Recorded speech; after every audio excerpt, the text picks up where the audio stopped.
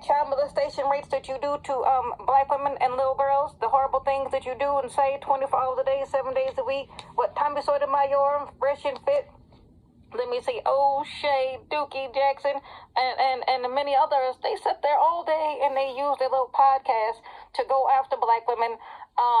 They use their little passports and they try to weaponize that against black women. We going over here to the Philippines. We going to Colombia. We going to get rid of them black hoes. And then have you noticed, these nappy-headed niggas, they ain't brought back a wife yet. You see them walk around South America and other places where they really not wanted, they really not desired, and they really don't like black men like that, but they will take them black dollars, walking around trying to weaponize a little passport like that's going to hurt my feelings. I'm sitting there like, I don't have to pay for dick. Y'all got to pay for pussy. So, y'all keep y'all, I'm sorry, we need to start over, we need to do this, we need to do that. No, Negro, we have nothing else to talk about.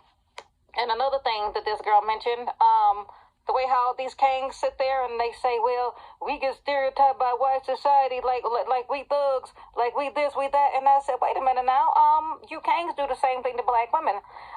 Colorism, texturism, featureism, and black males are racist as hell. What's this word? Misogynistic? Misogynoir? When you mention that, they'll say, oh, black men love black women. That's not true. We love black women. No, that's just a gender war. That's just an online thing. I said, no, this shit that's going online has trickled down to the real world because you got these kitten heels, these kitten heel followers, all of them are sitting around blasting black women 24 hours a day, 7 days a week on these little raggedy little podcasts. And I'm supposed to sit there and say, okay, black man popped up and said, oh, dear black women, can we start over? I'm tired of us finding reasons not to love each other. Truce, do over. You kings ain't never loved black women. From Martin Luther King days, from slavery days to Jim Crow days to right now, because we all know black women helped the kings fight in the civil rights movement. A lot of black women led the charge. Fannie Lou Hamer, Rosa Parks, and many others that I can't think of right now. I mean, these women got beat. I mean, they were jailed, they were tortured, they suffered, and when they were able to run over to the other side, drop black women like a habit, they've been running for milk and magnesia ever since. So now that these movements are no longer necessary, you don't see the kings fighting. You don't see them fighting. So when you take a good look around, when was the last time a black man went to the Supreme Court for a black woman? Never. When did black men go to the Supreme Court to say, hey, you know what, y'all gonna start treating black women right on the job, we gonna start creating jobs, we gonna start building, we gonna start doing this, we gonna start doing that? It never happened. Black males went to the Supreme Court because they wanted to marry Caucasian women, and they tricked black women in the guise of, oh no, this is civil rights, this is gonna help everybody, we're gonna all benefit. When you take a look around, 50 years later, they said absolutely nothing has changed from the civil rights movement. This shit is still the same. In fact, it has gotten worse. So, these kings with this do-over, no, there's no do-over because y'all created this shit. You ain't no different than the slave master. When I see a black male, you know what I think in my head? Klans member. I can see him standing there looking like David Duke with a KKK uniform on, trying to get my attention. I said, oh, no, you don't. I don't want you in my face. I don't want you around me, because the first thing you're going to try to do is down me, degrade me. You want my self-esteem to be low. You want to call me every name in the book, and I'm supposed to sit there and smile and say, oh, that's okay. You can use me. You can abuse me. You can talk to me crazy. You can be as disrespectful as you want. Nah, no, King. Absolutely not. So, you always run around hollering about, we got it hard. We got, no. You don't face sex discrimination. Yeah, you might face racism, but a lot of y'all are the new racists of the black community. Straight black males, the rainbow community, yeah, they run around and they terrorize black women like the Klan did. No different, they do the same goddamn thing. And another thing about this colorism and this texturism and this featureism, this is why I call them nappy heads, because they quit to call the black woman bald-headed, nappy-headed. You know, when you listen to some of these lyrics, I think that was a Project Pat. What did he say? Bald head, scallywag, ain't got no hair in the back. Yeah, that's directed at black women. Yeah, chicken head or some shit like that. So when I go through some of these rap songs and I said, let me go over the lyrics and see exactly what is he saying. Too Short has some of the most vulgar, vile lyrics directed at black women. Snoop Dogg had some of the most vulgar, vile lyrics. They love the one they love more than anything. Tupac has some vulgar, vile lyrics directed at black women.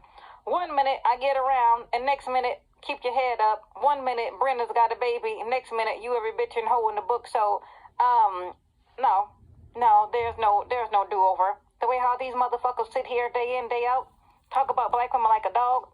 They have used social media as a wrecking ball, as a hammering tool, not only to tell white society you ain't shit, but they love to go tell non-black women. Because I came across a white dude not too long ago, and I talk to him all the time, and he himself had told me, why is that when I come across these black guys, they talk about black women like a dog? He said, I've been knowing you for a minute. You're very pretty. Your hair is always done. Your makeup is done. Your hands, your feet, you always smell good, and you look fine to me. He was like, this guy is out here telling lies. I said, yeah, sweetie, let me tell you something. These black males, if you tell them that you hang up with black women or you date them or you have a black friend, the first thing he gonna say is, what she look like? She dark skinned, she ugly, she got a bad attitude, is she masculine? Everything I mentioned, I wish you could have saw his blue eyes light up. He was like, yeah, something like that. I said, that's what they all do. He said, I've been noticing that for a while. I said, well, let me send you a couple of videos so you can check out. This is what they do to black women all day, every day. Black males have no power, and they want to put their foot on your neck and up your behind, black women. When you don't have any power and you're being oppressed by the dominant society, they go around and they look for somebody to oppress. Why do you think they do so many horrible things to black women and little girls? This is who they are, and this is their real true nature. Even when you take a look at Africa, and I get so tired of people hollering about, girl, you ought to move to Africa. Sorry, boo-boo. I like going to Starbucks in the morning. I like walking down the street without fear of getting bit by a snake or getting bit by some kind of bug that might fuck me up for the rest of my life. Because Africa, I know quite a few people who've been there, and just about everybody I know, they have come back sick. Whether it be malaria, they got bit by some kind of something, and then the doctors here got to figure out what the fuck happened. Went over to Africa, I got bit by something, and I don't know what the fuck is going on now. It's a hell no for me. The Kangs don't treat the women over there any better. That is another lie. That is another misconception. Black males hate black women around the world, because when you go to Europe, which I've been, you'll see a gang of black dudes walking around with 400 and 500 pound Beckys, and that was like, wow, this nigga went all the way to Africa just to pick up with that. They don't even want their own women over there. So like she said, when it comes to dating, black women at the totem pole in Blackistan, because they won't open up their dating options. I can still remember when I was a young girl, the way how they would go around, harass, bully, pick on black girls, especially if you were a dark-skinned black girl. And God forbid, if you had short, kinky hair that wouldn't grow, or long, flowy hair to your shoulders, they would call you every nappy-headed name in the book. I was there. I saw it. I would see the look on the girl's face. I would see her head drop. I would see her self-esteem running to the ground. And after a while, you would see her just open herself up to anybody, and she would just let these little boys just violate her body, because she felt like, well, I'm dark, I'm ugly, I got poor self-esteem, poor self-worth. Well, I might as well let them use me and abuse me. And then they would still go around and talk about it like a dog and call her every name in the book. That's what they want for you, black woman. That's what they want. So when they holler about, don't nobody want y'all, y'all can't get nobody, don't no white man want y'all, that's a motherfucking lie. Because like I said, when I go out, I attract attention everywhere I go, and these nappy-headed kangs, they pop up too, but I send them back to the pits of hell where they come from. So don't believe that lie that don't nobody want y'all, because I know quite a few black women who are married to non-black men, and they're doing well, whether they be a Brad, Iranian dude, or Arab, or whoever. And I had always wondered why, when I was a young girl, I would see a very nice-looking black woman or a successful woman with a non-black man, and I couldn't make sense of it. And I was like, man, she got a white husband. Oh, she got a... Now that I'm older, now that I see it, now it all makes sense. Who the fuck want to be with somebody that hates your guts 24 hours a day, 7 days a week, and you stuck in the house with this fool with kids? We all know black femicide is super high. They take black women out every couple of hours, and now they taking out the young girls, 16, 17, 15. I said, wow, this poor baby didn't even get a chance to live life. She didn't even get a chance to develop, to flourish, to grow, because these demons are taking them out.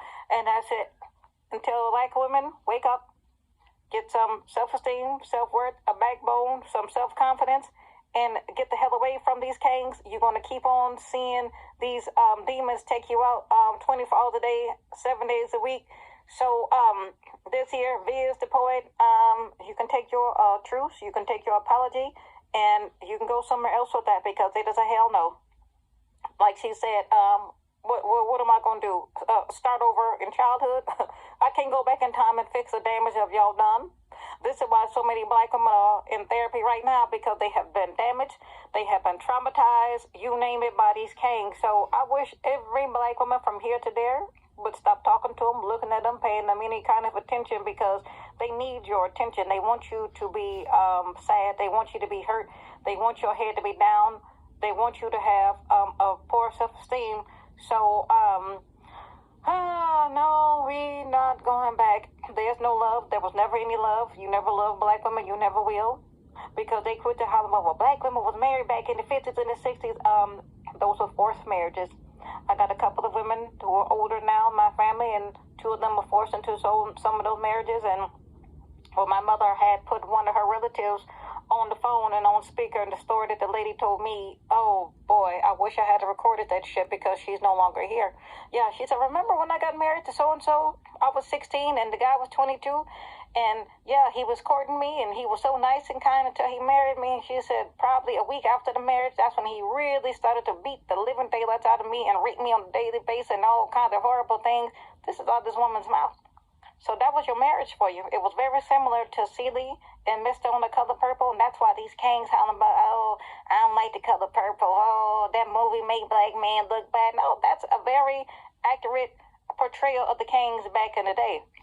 Some women, if they were lucky, you got a nice husband, you might have had a kind husband or a good provider, but usually those dudes are very abusive and then whoop your ass. Yeah. Why do you think when that James Brown movie, why do you think his mother just dropped him off with the father and took off and started over and got a new life? That's what you did. Because back then, they would say, well, don't no man want a ready-made family. So the black woman was like, well, I'm going to drop this boy off with his daddy and I'm going to take off. And you see, James Brown daddy wasn't fit to take care of him. He dropped him off with his aunt, even though she ran a whorehouse. So, thank you, young lady, for this here. Her name is Jim Tones on TikTok. So, nice looking young lady here. Smart, intelligent, wise woman. I'm so glad that she did this video. She didn't have to put anybody down. She didn't have to downgrade. She didn't have to say nothing bad about none of these kings. She just told the absolute truth. No, there's no truth. There's no do-over. There's no makeover. It is a hell no. Y'all cause this shit here. You the one who hopped on the internet, your movies, your rap music, blaxploitation movies. Anytime a black male has had a microphone in his hand or a camera, they've always used it to make black women look bad. Ain't that right, Tyler Perry? Yeah. Ain't that right, Wayans Brothers? Ain't that right, Jamie Foxx? So there's no makeover. Oh, Martin Lawrence. Yeah. Let me see who else. I can't think of anybody else right now. Eddie Murphy. Yeah. So they have been making black women look real bad before the world. Not themselves. Not themselves. And now you want to holler, well, can we just love each other? How you going to love a demon? How am I going to love somebody that hates my guts, that will take my life in a heartbeat, just because he done woke up and had a bad day? No. I think they need to get their passports. Please, please, please go overseas. Go use and abuse those women over there and go pay them for that used up, ran through what? Yeah. So, it's a no for me. So there you have it. It's Pretty Black, and I'm out.